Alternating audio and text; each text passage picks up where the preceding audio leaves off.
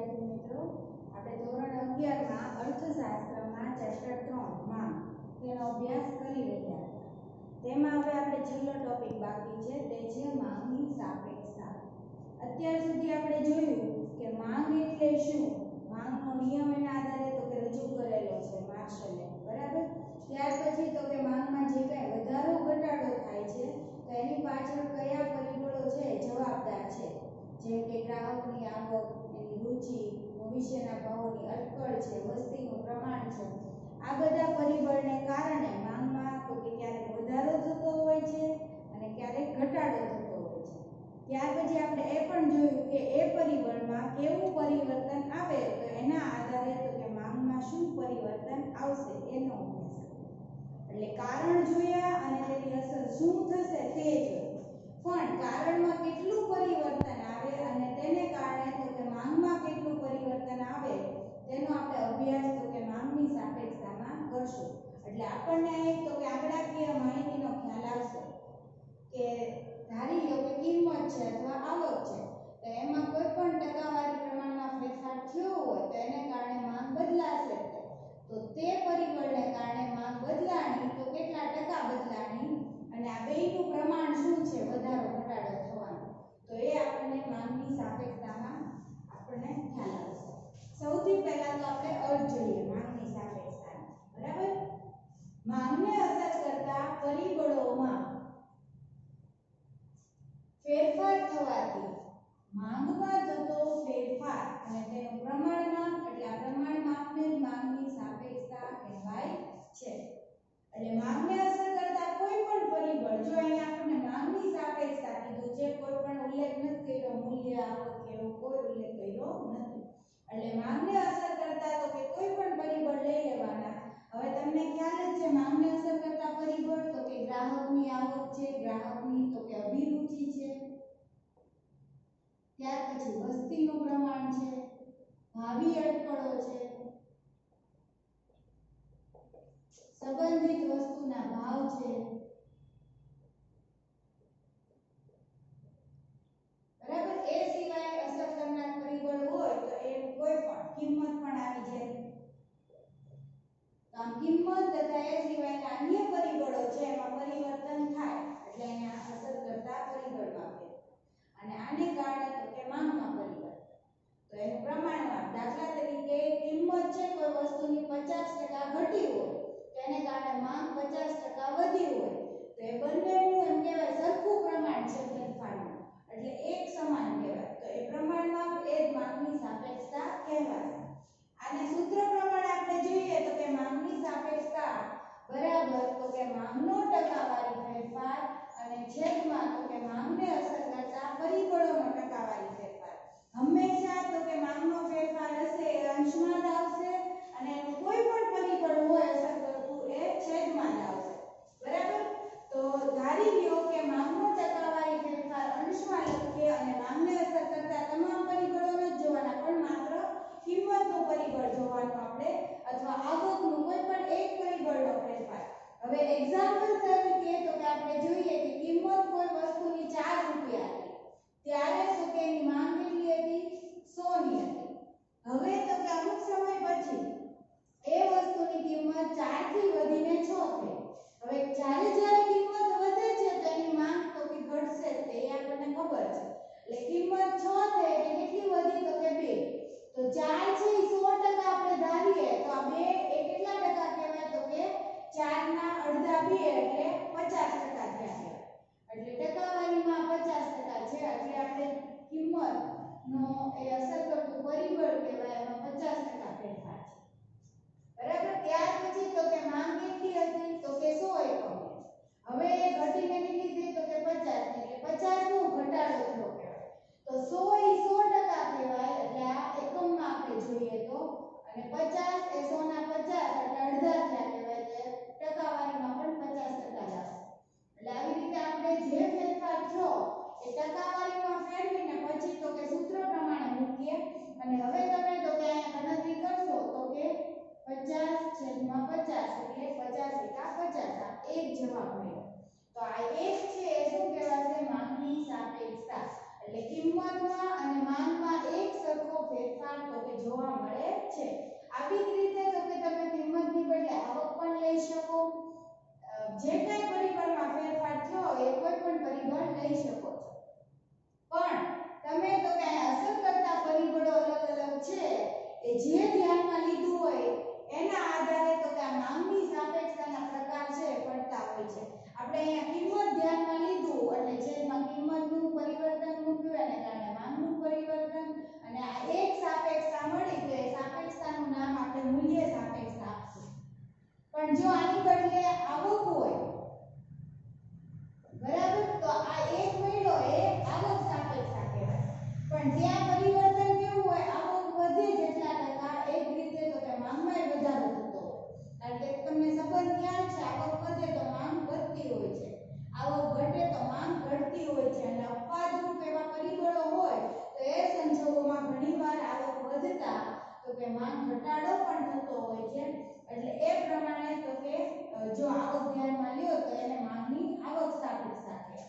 જો અવેજી કે પૂરક વસ્તુના ભાવને ધ્યાનમાં લઈને આ રીતે સાપેક્ષતા શોધો તો એને પ્રતિમૂલ્ય સાપેક્ષતા કહેવાય. એટલે આ રીતે તો કે આ જે માંગની સાપેક્ષતા છે એના ત્રણ પ્રકાર પડે છે. પહેલું મૂલ્ય સાપેક્ષતા, બીજું આવક સાપેક્ષતા અને ત્રીજું તો કે પ્રતિમૂલ્ય સાપેક્ષતા. આ સિવાયના પરિબળો છે પણ મુખ્ય આ ત્રણ જ ધ્યાનમાં લેવામાં આવે છે કારણ કે આ ચોક્કસ રીતે આપણે માપી શકીએ છીએ. અભિરુચિ ને એ બધી બાબત છે તો એ ચોક્કસ રીતે માપી શકાતી નથી. હવે ત્યાર પછી આપણે જોઈએ કે માંગની મૂલ્ય સાપેક્ષતા છે તો એના ત્રણ પ્રકાર પડે છે.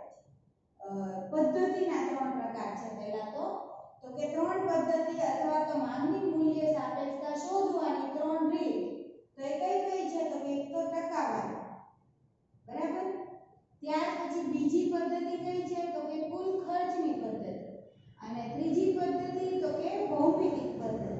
હવે આપણે જે કઈ ગણતરી કરવાની છે અહીંયા જે ઉદાહરણમાં જોયું તમે ગણતરી તો એ પ્રમાણે આપણે પ્રકારો શોધીએ તો ટકાવારી પદ્ધતિ એ સુવિધા કહેવાય. ત્યાર પછી તો કે કુલ ખર્ચ જે કાંઈ થયો હોય એના આધારે આપણે માંગની મૂલ્ય સાપેક્ષતા શોધીએ તો કુલ ખર્ચના આધારે કહેવાય. અને ભૌમિતિક પદ્ધતિ તો કે જે કાંઈ રેખા બને છે આકૃતિ એ રેખાના ઢાળના આધારે તો કે શોધવામાં આવતું હોય છે. પણ આપણે અભ્યાસમાં તો કે આ બે પદ્ધતિ અગત્યની છે નહીં કારણ કે એના દ્વારા ચોક્કસ પરિવર્તન જાણી શકાતું નથી. ટકાવારી પદ્ધતિ છે એ સૌથી તો કે અગત્યની અથવા મહત્વની પદ્ધતિ ગણવામાં આવે છે. આમાંથી તમને એક માર્કનો BSQ અથવા તો MCQ પૂછાય કે માંગની મૂલ્ય સાપેક્ષતા શોધવાની કઈ રીત અથવા કઈ પદ્ધતિ મહત્વની છે તો ટકાવારી પદ્ધતિ આવશે. અને આ ટકાવારી પદ્ધતિ એ તો કે જે જવાબ આ આપણે ગણતરી કરી હોય પહેલા તો કયું પરિબળ ધ્યાનમાં લીધું એના આધારે પ્રકાર મળશે. હવે આ પ્રકારમાં તો કે કિંમત ધ્યાનમાં લીધી એટલે માંગની મૂલ્ય સાપેક્ષતા. ગણતરીના આધારે જવાબ મળે એના આધારે તો કે એના પ્રકાર જેમ કે એક જવાબ આવ્યો તો એને એકમ મૂલ્ય સાપેક્ષ માંગ કહેવાય બરાબર. જ્યારે કિંમત માંગમાં તો કે સમાન ફેરફાર થાય ત્યારે જે મળે સાપેક્ષતા એને તો કે એકમ મૂલ્ય સાપેક્ષ માંગ કહેવાય. એટલે આપણે અત્યારે અર્થ નથી જોતા માત્ર તો કે પ્રકારોનો આપણે ઉલ્લેખ જ તે અહીંયા જોઈએ છીએ પછી વિગતવાર નેક્સ્ટ ટોપિકમાં જોઈએ. ત્યાર પછી જો જવાબ તમને અનંત મળ્યો હોય એટલે કે માંગનો ફેરફાર થયો હોય પણ કિંમતનો કોઈ પણ પ્રકારનો ફેરફાર થયો ન હોય તો ત્યારે એને સંપૂર્ણ મૂલ્ય સાપેક્ષ માંગ કહેવાય. જ્યારે તો કે માંગમાં કાંઈ ફેરફાર ન થાય કિંમતમાં ફેરફાર થયો હોય બરાબર તો એને સંપૂર્ણ મૂલ્ય અનપેક્ષ માંગ કહેવાય. જ્યારે તમને જવાબ 1 થી વધુ મળતો હોય તો એને એકમથી વધુ મૂલ્ય સાપેક્ષ માંગ કહેવાય. અને જવાબ ત્યાં 1 છે એના કરતાં ઓછો મળતો હોય તો એકમથી ઓછી મૂલ્ય સાપેક્ષ માંગ કહેવાય છે. એટલે આવી રીતે તો કે આના ટકાવારી પદ્ધતિએ ગણતરી કરીએ એના જવાબ મળે એના આધારે તો કે આ 5 પ્રકારો પડે છે. 2 માર્કમાં તમને પ્રકારો પૂછાય તો આ 5 લખવા પડે. ત્યાર પછી આપણે જોઈએ માંગની આવક સાપેક્ષતા. તો માંગની આવક સાપેક્ષતાના મુખ્ય 3 પ્રકાર છે. મુખ્ય 3 પ્રકારમાં પહેલું હકારાત્મક, બીજું નકારાત્મક અને ત્રીજું શૂન્ય. એટલે એ પણ આપણે અર્થ હમણાં જોશું ત્યારે જોઈએ. હકારાત્મકના 3 પ્રકાર છે બાકી નકારાત્મક કે શૂન્યના કોઈ પ્રકાર મળતા નથી. અને માંગની પ્રતિમૂલ્ય સાપેક્ષતા એટલે કે જ્યારે આપણે અસર કરતા પરિબળોમાં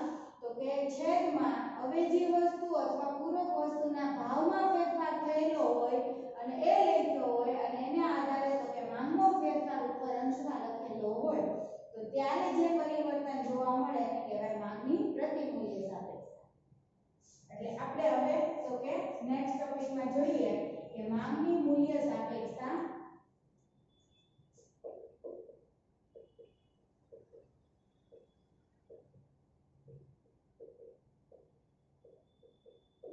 હવે તેનો અર્થ તો કે આપણે આ જ રીતે થશે જે રીતે માંગની સાપેક્ષતાનો અર્થ મળ્યો એ જ રીતે માંગની મૂલ્ય સાપેક્ષતાનો અર્થ મળે। તો કે કઈ રીતે માંગની મૂલ્ય સાપેક્ષતાનો અર્થ તો કે વસ્તુ કે સેવાની કિંમતમાં ટકાવારી ફેરફાર અને માંગના ટકાવારી ફેરફારના ગુણોત્તર પ્રમાણને માંગની મૂલ્ય સાપેક્ષતા કહેવાય।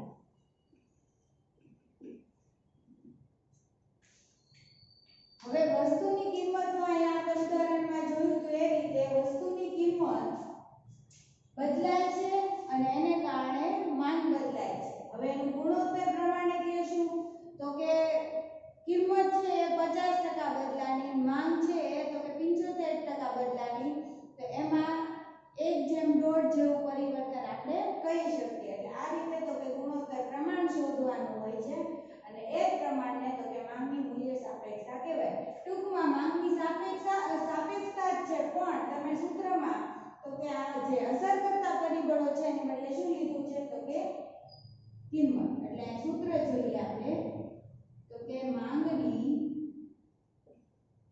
મૂલ્ય સાપેક્ષતા બરાબર તો કે માંગમાં ટકાવારી ફેરફાર અને છેદમાં તો કે કિંમતમાં થતો ટકાવારી ફેરફાર બરાબર। હવે અહીંયા આપણે જોઈએ કે માંગનો ટકાવારી ફેરફાર તો કે 50 છે, 50% કિંમત માંગ બદલાય પણ શેને કારણે તો કે કિંમત બદલાણી એટલે કિંમત કેટલી બદલાણી તો કે 25% બદલાણી બરાબર। હવે અહીંયા તમને એક એક્ઝામ્પલ લખું કિંમત અને માંગ। કિંમત કોઈ વસ્તુની તો કે 4 રૂપિયા છે અને ત્યારે માંગ કેટલી છે તો કે 100 એકમ। હવે કિંમત તો કે 4 રૂપિયા છે એનાથી તો કે વધીને કેટલી થઈ તો કે 5 એટલે અહીંયા તો કે 1 નો વધારો થયો। હવે 4 100% કહેવાય તો ત્રિરાશિ મૂકવાની કે 4 એ 100% તો 1 એ કેટલા તો કેટલા ટકા આવે 25 બરાબર। એટલે આ કિંમતનો ટકાવારી ફેરફાર 25 પછી તો કે આ કિંમત વધી એટલે માંગ તો કે ઘટે। હવે માંગ તો કે 50% ઘટી ગઈ એટલે 100 માંથી કેટલી થઈ ગઈ તો કે 50 તો 100 એ 100% તો 50 એ કેટલા તો 50000 એટલે આવી રીતે 50 ના છેદમાં 25 એટલે અહીંયા તો કે 2 જવાબ મળ્યો બરાબર। તો આ 2 છે એને શું કહી શકાય આપણે તો કે માંગની મૂલ્ય સાપેક્ષતા આપણે કહી શકીએ। એટલે આ રીતે જ્યારે કિંમતને કારણે માંગમાં પરિવર્તન થાય અને જે આપણને ગુણોત્તર પ્રમાણ મળે છે ગણતરી દ્વારા તો એને આપણે માંગની મૂલ્ય સાપેક્ષતા કહીશું।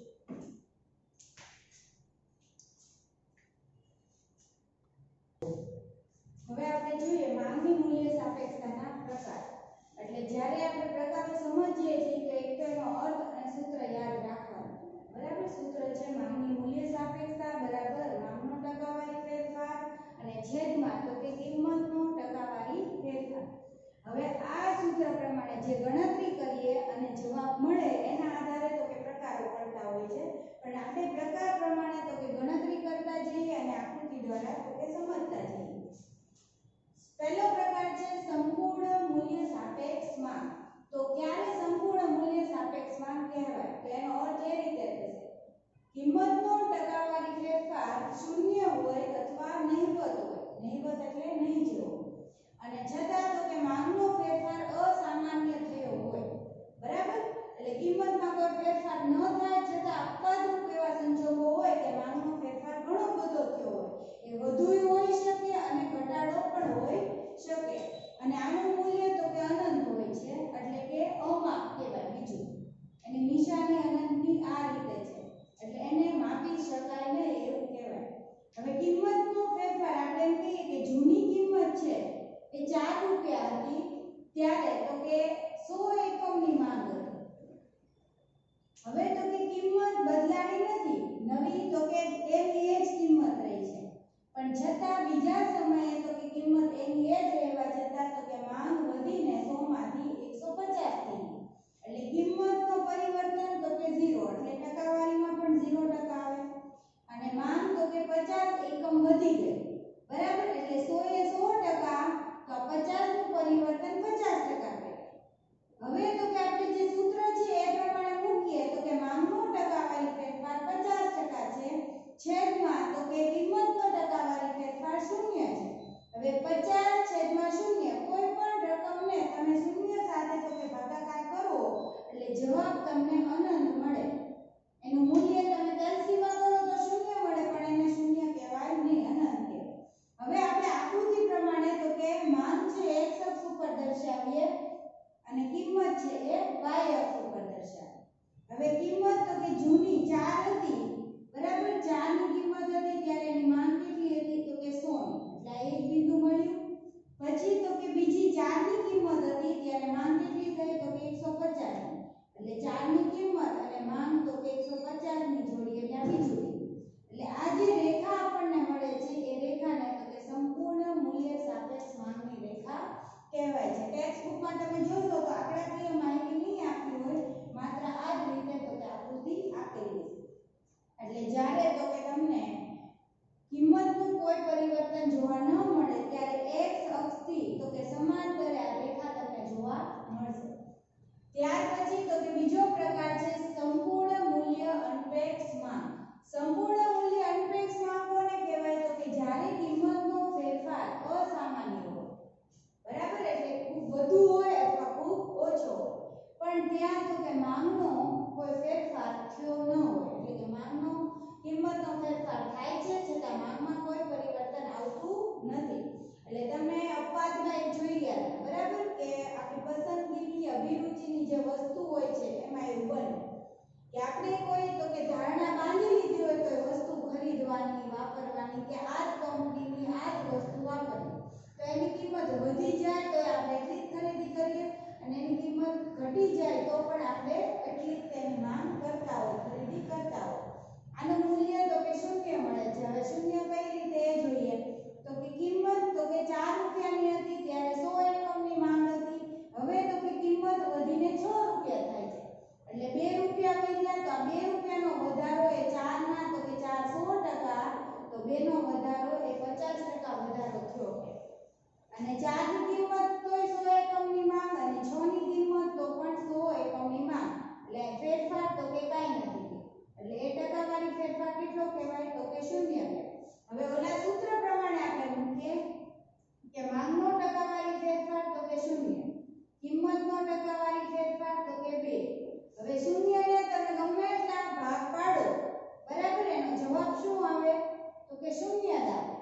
એટલે આ રીતે તો કે આનું મૂલ્ય 0 હોય છે, અથવા તો આ રીતે જ્યારે ગણતરી કરવામાં આવે ફેરફારોની અને 0 જવાબ મળે તો આપણે એને સંપૂર્ણ મૂલ્ય અનપેક્ષ માંગ કહીશું. હવે આ જ ઉદાહરણ પ્રમાણે આપણે તો કે આકૃતિ જોઈએ. કિંમત તો કે 2, 4 અને 6, માંગ તો કે 100, 150, 200, સોરી 50, 100 અને 150, આ રીતે 50-50 ના ગાળામાં માંગ. હવે જ્યારે તો કે 4 ની કિંમત ત્યારે તો કે 100 ની માંગ, બરાબર. અને હવે તો કે 6 ની કિંમત ત્યારે 100 ની માંગ, એટલે 6 ની કિંમત અને 100 ની માંગ. તો આ રીતે આપણને આ રેખા મળી, અને રેખા તો કે y અક્ષને સમાંતર મળી. આ x અક્ષને સમાંતર હતી. તમે જુઓ x અક્ષનું તો કે કેવી છે અંતર સરખું છે 0 થી લઈને 150 સુધી એટલે x અક્ષને સમાંતર કહેવાય જ્યારે આ તો કે y અક્ષને સમાંતર આપણે કહી શકીએ છીએ એટલે આનું નામ કહેવાય સંપૂર્ણ મૂલ્ય અનપેક્ષ માંગ રેખા ત્યાર પછી હવે આપણે જોઈએ એકમ મૂલ્ય સાપેક્ષમાં એટલે એકમ મૂલ્ય સાપેક્ષમાં ક્યારે મળે તો કે જ્યારે ગણતરી કરતા જવાબ આપણને 1 મળતો હોય ત્યારે હવે આનો અર્થ શું થશે તો કે કિંમતનો ટકાવારી ફેરફાર અને માંગનો ટકાવારી ફેરફાર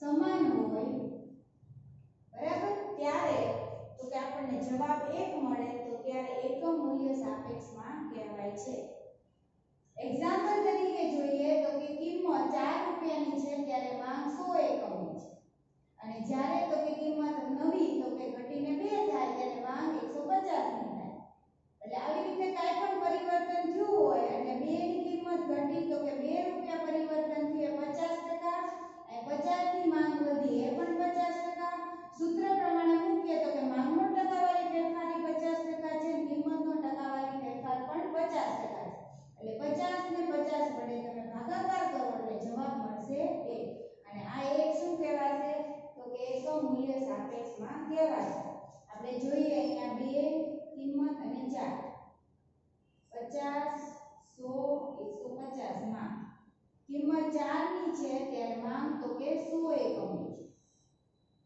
કિંમત તો કે 2 ની છે ત્યારે માંગ વધીને કેટલી થાય છે તો કે 150 હવે આપણને આ બે બિંદુઓ મળ્યા એને જોડીએ એટલે આ રીતે રેખા મળે છે અને એને કહેવાશે એકમ મૂલ્ય સાપેક્ષ માંગ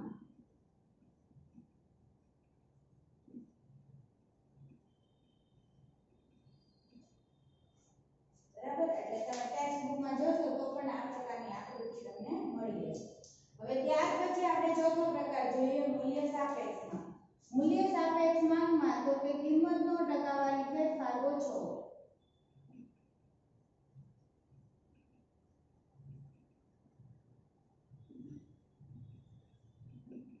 અને માંગનો ટકાવારી ફેરફાર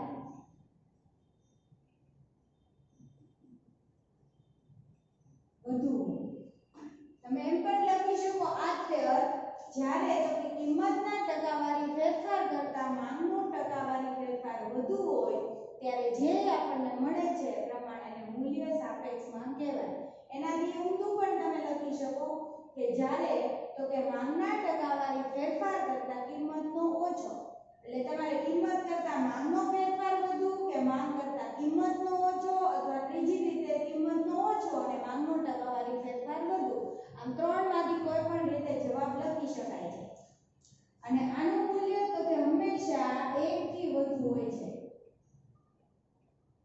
એ ખાસ ધ્યાનમાં રાખવા તમને કોઈ પણ આ 5 પ્રકાર છે એમાંથી કોઈ પણ એકનો ઉલ્લેખ કરીને તમને મૂલ્ય પણ પૂછવું હોય કિંમત 4 રૂપિયા હવે એક્ઝામ્પલમાં જોઈએ તો કે કિંમત 4 રૂપિયા ત્યારે માંગ 100 એકમ કિંમત તો કે 1 રૂપિયા વધી એટલે 5 રૂપિયા થઈ તો ત્યારે કિંમત વધે ત્યારે હંમેશા માંગ તો કે ઘટતી હોય છે તો માંગ ઘટીને 50 એકમની એટલે કિંમત 1 રૂપિયા વધ્યો તો 4 ના 1 એટલે 25% વધ્યા કહેવાય જ્યારે માંગ તો કે ઘટી ગઈ પણ કેટલી 100 માંથી 50 થઈ એટલે 50% ઘટી ગઈ સૂત્ર પ્રમાણે તમે મૂકશો તો કે ભાઈ 50 ના છેદમાં 25 એટલે બે જવાબ તમને અહીંયા મળશે તો આ 1 થી વધુ મૂલ્ય આવ્યું એટલે 1 થી વધુ એટલે 1.10 એ હોઈ શકે 2 3 ગમે એટલું હોઈ શકે એટલે ટૂંકમાં કહેવાનો અર્થ એમ કે કિંમતનો જેટલો ફેરફાર થયો એના કરતાં ડબલ ફેરફાર તો કે માંગમાં જોવા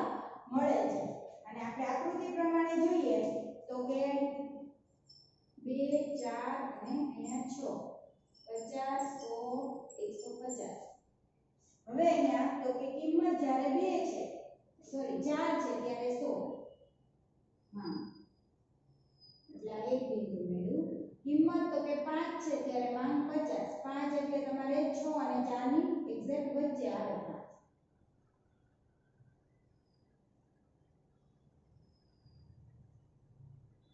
એટલે આ રીતે તમને રેખા મળશે. આના કરતા તો કે ઢાળ આમ થોડોક સીધા જેવો હોય છે એ રીતે. અને આને કહેવાય છે મૂલ્ય સાપેક્ષ માંગ. ત્યાર પછી હવે પાંચમો પ્રકાર આપણે જોઈએ મૂલ્ય અનપેક્ષ માંગ. મૂલ્ય અનપેક્ષ માંગમાં તો કે કિંમતનો ટકાવારી ફેરફાર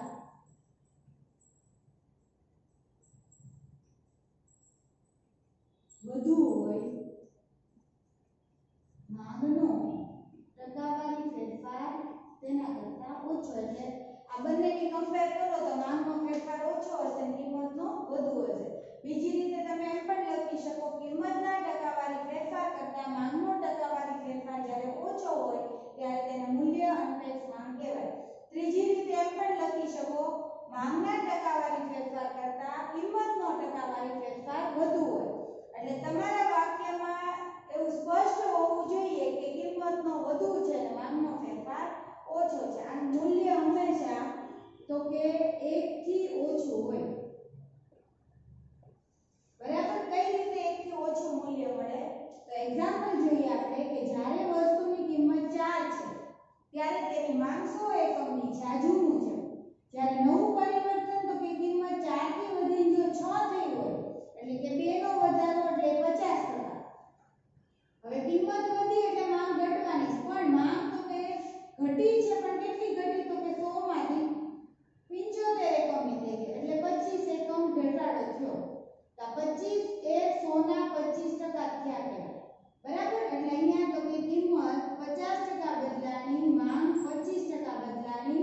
તો તમે જોશો તો જવાબ 1/2 આવશે. એટલે જવાબ તો કે 0.5 આવે.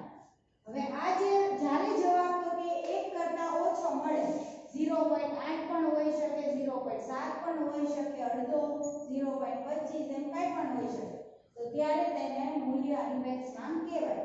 હવે આકૃતિ પ્રમાણે આપણે જોઈએ 2, 4 અને 6. માંગમાં તો કે 50, 100, 150. હવે અહીંયા તો કે જ્યારે કિંમત 4 છે ત્યારે માંગ તો કે 100. કિંમત તો કે 6 છે વધીને થઈ એટલે માંગ તો કે ઘટીને કેટલી થઈ તો કે 75 એટલે 50 અને 100 ની એક્ઝેક્ટ વચ્ચે આવે.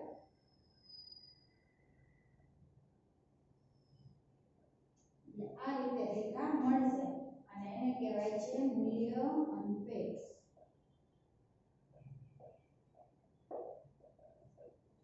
એટલે આ રીતે હવે તમારે 5 પ્રકાર થયા. પાંચેય પ્રકાર તમને આકૃતિ સાથે પૂછાય તો અર્થ, તેના મૂલ્ય, તેનું ઉદાહરણ અને આકૃતિ એટલી બાબત આવવી જોઈએ. અને આમાં કોઈ પણ પોઈન્ટમાંથી તમને મૂલ્ય છે, અર્થ છે એમાંથી એક માર્કમાં BSQ કે MCQ પણ હોઈ શકે.